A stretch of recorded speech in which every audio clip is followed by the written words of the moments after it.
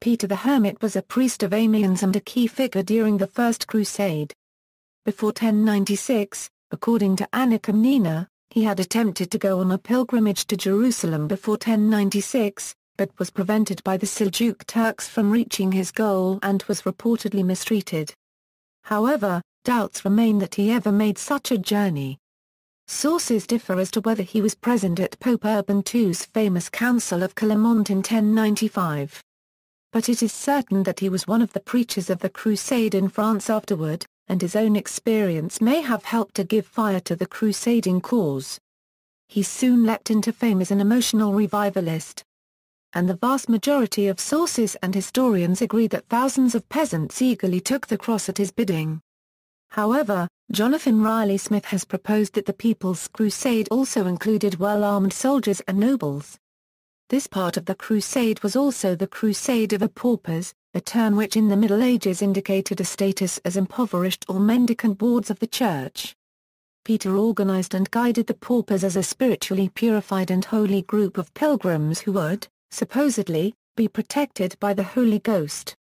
Crusade to the Holy Land. In Germany in spring 1096 Peter had difficulty controlling his men, who went on rampages killing Jews. Leading the first of the 5 sections of the People's Crusade to the destination of their pilgrimage, the Church of the Holy Sepulchre, he started from Cologne in April, 1096, and arrived at Constantinople at the end of July. The Eastern Roman Emperor Alexius I Comnenus was less than pleased with their arrival, for along with the head of the Eastern Orthodox Church, Patriarch Nicholas III of Constantinople, he was now required to provide for the care and sustenance of the vast host of paupers for the remainder of their journey. Most of the paupers failed to make their way out of Roman Catholic jurisdiction. The majority were incapable of being provided for by the various lordships and dioceses along the way and either starved, returned home or were put into servitude, while a substantial number were captured and sold into slavery by the various Slavic robber barons in the Balkans, kindling the view of the Balkan Slavs as unredeemed robbers and villains. Peter joined the only other section which had succeeded in reaching Constantinople, that of Walter Sans-Avoir, into a single group and encamped the still numerous pilgrims around Constantinople while he negotiated the shipping of the People's Crusade to the Holy Land. The emperor meanwhile had failed to provide for the pilgrims adequately and the camp made itself a growing nuisance, as the increasingly hungry paupers turned to pilfering the imperial stores. Alexius, worried at the growing disorder and fearful of his standing before the coming armed crusader armies, quickly concluded negotiations and shipped them across the Bosporus to the Asiatic shore in the beginning of August, with promises of guards and passage through the Turkish lines. He warned the People's Crusade to await his orders, but in spite of his warnings, the paupers entered Turkish territory. The Turks began skirmishing with the largely unarmed host. Peter returned in desperation to Constantinople, seeking the emperor's help. In Peter's absence, the pilgrims were ambushed and cut to pieces in detail by the Turks, who were more disciplined, at the Battle of Sivtot. Despite Peter's pronunciations of divine protection, the vast majority of the pilgrims were slaughtered by the swords and arrows of the Turks, or were enslaved. Left in Constantinople with a small number of surviving followers, during the winter of 1096–1097, with little hope of securing Byzantine support, the People's Crusade awaited the coming of the armed crusaders as their sole source of protection to complete the pilgrimage.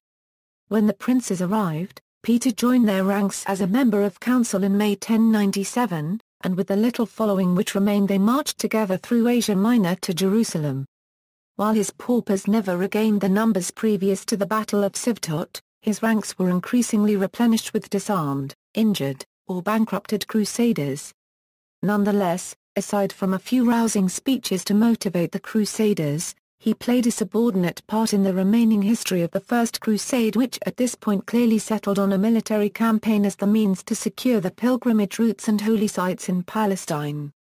He appears, in the beginning of 1098, as attempting to escape from the privations of the siege of Antiochia, showing himself, as Guibert of Nogent says, a fallen star. However, Quibert and other sources go on to write that Peter was responsible for the speech before the half-starved and dead Crusaders which motivated their sally from the gates of Antioch and their subsequent crashing defeat of the overwhelmingly superior Muslim army besieging the city. Thus, having recovered his stature, in the middle of the year he was sent by the princes to invite Quibert to settle all differences by a duel which the emir subsequently declined. And in 1099 he appears as treasurer of the arms at the siege of Acre, and as leader of the supplicatory processions around the walls of Jerusalem before it fell and later within Jerusalem which preceded the Crusaders' miraculous victory at the Battle of Ascalon. At the end of the year he went to Latakia, and sailed thence for the west. From this time he disappears. But Albert of Aix records that he died in 1131, as prior of a Church of the Holy Sepulchre which he had founded in France. Role in preaching First Crusade. Although later Catholic historians and many other scholars disagree, Roger of Wendover and Matthew Paris wrote that Peter the Hermit was the true author and originator of the First Crusade, a view also recounted in the anonymous Gesta Francorum written c. 1100 and by Albert of Aix in his Historia Hierosolymitanae Expeditionis, and also supported by some modern scholars. Such historical sources recount that during an early visit to Jerusalem sometime before 1096, Jesus appeared to Peter the Hermit in the Church of the Holy Sepulchre, and bade him preach the crusade. This story also appears in the pages of William of Tyre, which indicates that even a few generations after the crusade, the descendants of the Crusaders already believed Peter was its originator. The origin of such a legend is a matter of some interest. Von Sybel, in his Geschichte des Ersten Crusades, published in 1841, suggested that in the camp of the paupers some idolization of Peter the Hermit had already begun, parallel to the similar glorification of Godfrey by the Lorrainers. According to these traditional accounts, Peter naturally became the instigator of the crusade just as Godfrey became the founder of the Kingdom of Jerusalem and the legislator of the Assizes. This version of Peter's career seems as old as the Chanson des Copritifs, a poem which Raymond of Antioch caused to be composed in honor of the Hermit and his followers soon after 1130, now part of the so-called Crusade cycle of Chansons de Geste. It also appears in the pages of Albert of Aix who wrote somewhere about 1130. And from Albert it was borrowed by William of Tyre. Despite the majority of contemporaneous scholars and writers agreeing that Peter was the true author of the crusade and that its aims became corrupted and violent over time in contrast to the purer and mostly non-violent People's Crusade, most recent scholars such as Jonathan Riley Smith consider such views as an excellent instance of the legendary amplification of the First Crusade, an amplification which, beginning during the crusade itself, in the idolizations of the different camps, soon developed into a regular saga. This saga found its most piquant beginning in the Hermit's vision at Jerusalem, and there it accordingly began like in Albert, followed by William of Tyre and in the Chanson des Copritifs, followed by the later Chanson d'Antioche. References.